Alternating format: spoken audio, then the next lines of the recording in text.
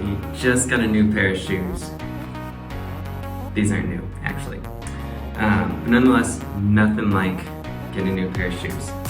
However, there are defects that come from these, as production is not a perfect process. And this can potentially change the biomechanics of how the foot functions with the shoe, which can, in some cases, increase your risk for injury.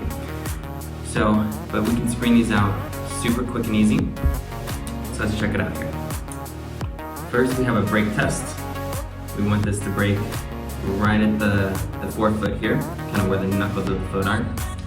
We have a twist test. We're just comparing right versus left.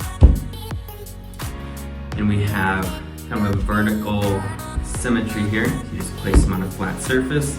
If we drop the plumb bob straight down, are they vertical or are they tilted one way or another?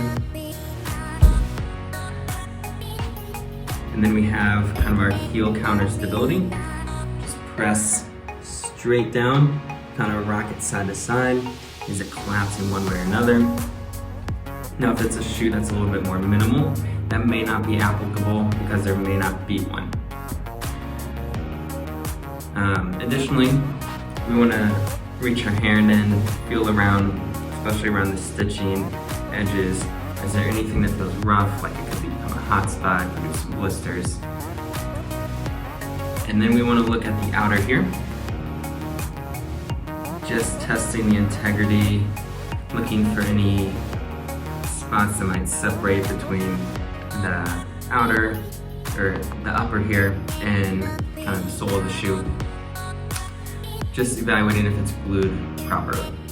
If it doesn't pass all these, don't buy it, return it. If you've already purchased it, it's a good idea not to wear that shoe long term.